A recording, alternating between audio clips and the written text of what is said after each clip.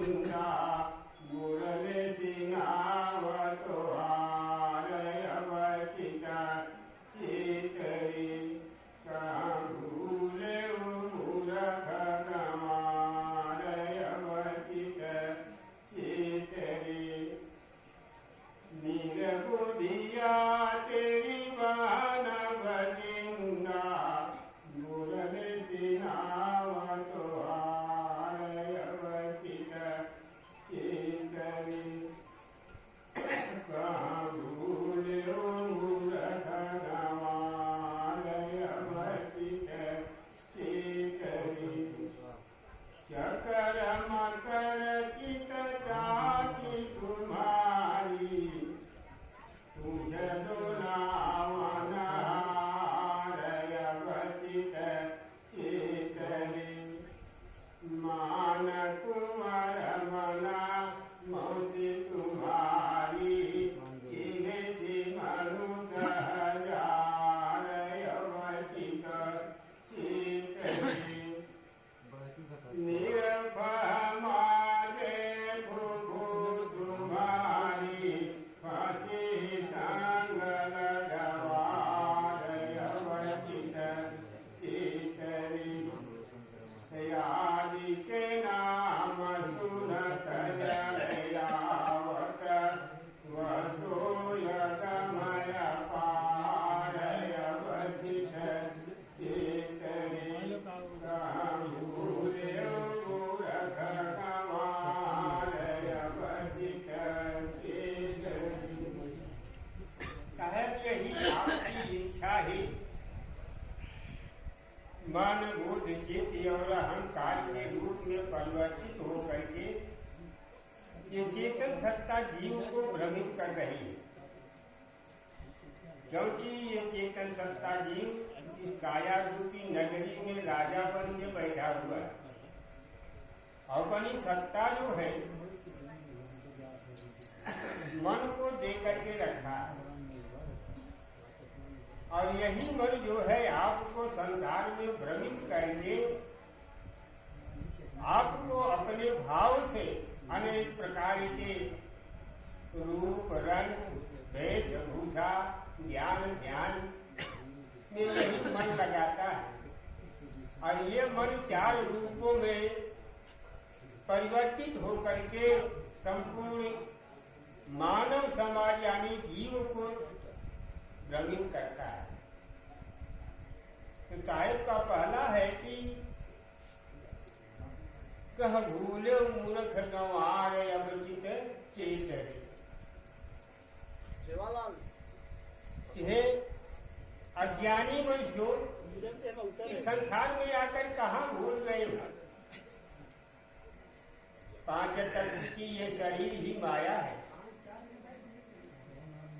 कहते हैं काया ही माया है। अगर इस माया के अंदर इस काया रूपी माया में बैठ करके मन रूपी मंत्री जो संसार के अंदर अपना आदेश या अपना चाल कुचाल करता है,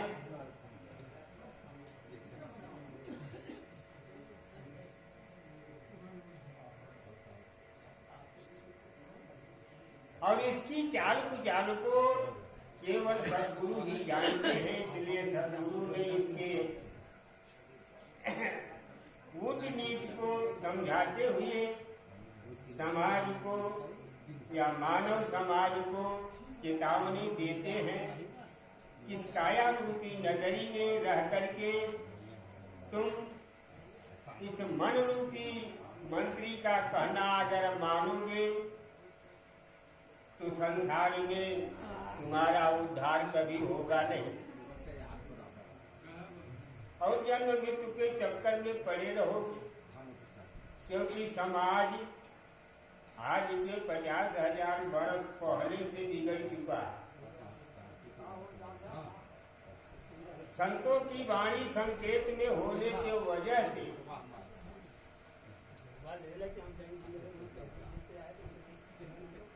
समाज को अनुभव ज्ञान नहीं होता, क्योंकि वो सांकेतिक भाषा है। जैसे बचपन में किसी बच्चे को जो शिक्षा दी जाती है वो बच्चा उसी शिक्षा से जीवन पर्यंत अपने जीवन को बिताता है। जैसे एक साखी में साहब ने कहा है कि जहर जमी दे रोपिया अमीय सींचे सौवार, कबीर खलक वे ना तजे जामे जौन विचार। ये संस्कार है। जिसके माता पिता जैसे होते हैं वैसे अपने बच्चों को जो सीख देते हैं वही सीख ही संस्कार है। तो साहब ने कहता है जहीं के जह महतारी बाप, जहीं के जस महतारी बाप कहीं के तस लड़का, और यहीं के जस घर दुआर कहीं के तस फरिका। तो माता पिता का स्वभाव, आचार या विचार बच्चों पर पड़ता है। और ये संसार इतना विकट हो चुका है, पेट की तृष्णा में संपूर्ण समाज अपने ज्ञान ध्यान को, अपने जन्म मृत्यु के चक्कर को भूल गया है। संत कहते जैसे तुलसीदास जी ने कहा है, मात पिता बालक ही बोलाई, उदर भरई सो नीति सिखाई। पेट चंडाल इतना कठिन हुई ये बात कि हर माता पिता को अपने दुख सुख का ख्याल नहीं है, केवल अपने पेट का ख्याल है कि हमारा पेट कैसे भरेगा, पेट का उद्यम कैसे होगा। इसी पेट के उद्यम में अपने बच्चों को बचपन से ही सीख देना चालू करते हैं। संत गुरु कहते हैं कि पेट का उद्यम तो पीछे होगा, पहले इनको अच्छे संस्कार में ढाल करके बच्चे को रास्ते पर ला करके ज्ञान और ज्ञान की सीख दीजिए। ये संसार क्या है, ये संसार में कैसे रहना है, कैसे जीना है, कैसे अपने जन्म को सुधारना है, इसकी सुध आज तक किसी को हो नहीं रही। यहाँ पर पहले तो 50,000 बरस के पहले कुछ ठीक था, लेकिन 50,000 बरस से हमारा आपका ये देश गुलाम हो चुका है। प्रथम में आर्य आए, वो भी एक नंबर के हत्यारे थे। द्वितीय में मुगल आए, उनसे बढ़कर के हत्यारे हुए। दो हत्यारों की दुख दर्द को देख करके उस प्रभु की कृपा हुई, अंग्रेज आए। अंग्रेजों ने इन लोगों पर लगाम लगानी चाहिए, पर ये दोनों हिंदू और मुगल जो है अंग्रेजों के खिलाफ होकर के उनके भगा करके हम आपको फिर उसी धर्म वालों को बोलने नहीं देंगे, गुलाम बना के रखे थे। अनेक प्रकार की पुस्तकों का निर्माण कर दिए, अनेक प्रकार का ज्ञान उसने भ्रमित कर दिए। इतना पोथी पत्रा लिख करके संसार को फैला दिए, जिससे कि सारा समाज भ्रमित हो गया। अगर उस समय सदगुरु कबीर साहब नहीं आए होते तो शायद है कि हम आप आज इस दशा में नहीं रहते। आज जो बोलने की हम आपको जो आज़ादी मिली हुई है वो अंग्रेजों की वजह से मिली हुई। अंग्रेज आए तब हम लोगों को शिक्षा दीक्षा, पढ़ना लिखना और बोलने की छोड़ दिया, और उसी वजह से हिंदू और मुगल दोनों जो है मिलकर के अंग्रेजों के पीछे। अंग्रेजों ने हम गरीबों का कुछ नहीं बिगाड़ा, हम गरीबों को यहाँ साधन सुविधा दिया, पढ़ने लिखने की आज़ादी दिया है, बोलने की आज़ादी दिया है। और यही आज़ादी मुगल या आर्य जो है हम आपकी आज़ादी को छीन करके गुलाम बना करके एक पशु जैसा बंधक बना करके हमको जीवन पर्यंत कार्य की करा रहे थे। और जो कुछ होता था दे देते थे कि यही तुम्हारा भोजन है, खा ले, और गपचुप पड़ा रहे, तेरा यहाँ कुछ नहीं है। तुम्हें तो ब्रह्मा ने, हम लोग चलते हमारा आपकी जो मति थी या बुद्धि थी या मन था, ये बदल गए।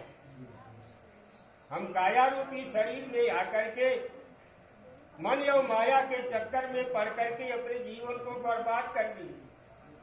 अब दूसरा स्वरूप बुद्धि आती है, मन से ही बुद्धि पैदा होती है, और जिसको जिस प्रकार की बुद्धि या ज्ञान होता है उसी तरीके से अपने जीवन को चलाने का ये उद्यम वो बना लेता है। और इसके बाद चित्त आता है। चित्त में जन्म जन्मांतर की बातों को ख्याल में रखा जाता है, लेकिन चित्त यहाँ आकर के उलट गया है। हम पूर्व में क्या थे तो हमारी शुद्ध बुद्ध भूल गई है।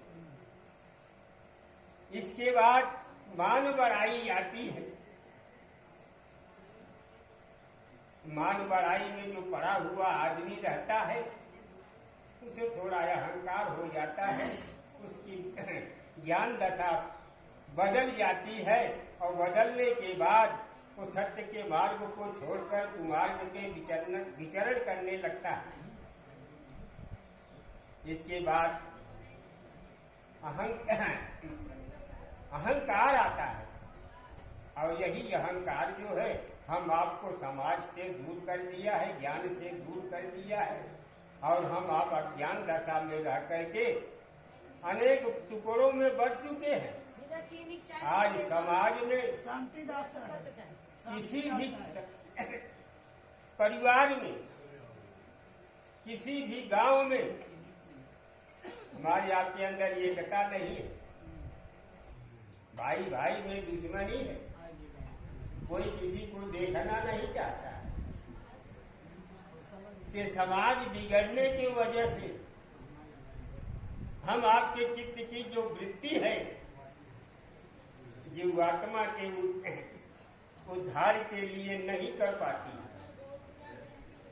ये उद्धार करना या ज्ञान में परिवर्तित करना, ये बिना सदगुरु कबीर साहब के ज्ञान का हो नहीं सकता।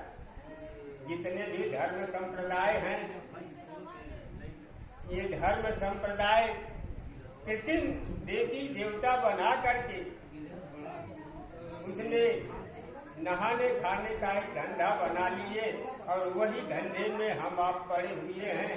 ले जाकर के पूरी पकवान खिला रहे हैं, दान दक्षिणा दे रहे हैं, वस्त्र दान दे रहे हैं, अन्नदान दे रहे हैं, और वो लोग बैठ के आराम से खा रहे हैं, और हम लोग पागल कुत्ते की तरह 24 घंटा दिन रात दौड़ रहे हैं। न कहीं ख्याल ध्यान है, न कहीं कुछ है, न कहीं सुमति है, न कहीं संगति। सारा समाज बिखर चुका है। इसलिए समाज को एकत्रित करने के लिए यही एक संस्था सदगुरु कबीर साहब के द्वारा बनाई गई। इस समाज में आवेंगे, इस संस्था में आवेंगे तो एक दूसरे के मेल से, प्रेम से कुछ ज्ञान ध्यान की चर्चा होगी, कुछ बुद्धि जगेगी, और ये जीवात्मा को रास्ते पर लाने के लिए समाज में सदगुरु की शिक्षा दी जाएगी, और वही शिक्षा से ये सारा समाज सुधर करके अपने लोग जाएगा। अब इसी पर हम अपनी वाणी को विराम देते हैं। सदगुरु कबीर साहब की जय, संत भगवान की जय, भक्त भगवान की जय, सत्य नाम साहेब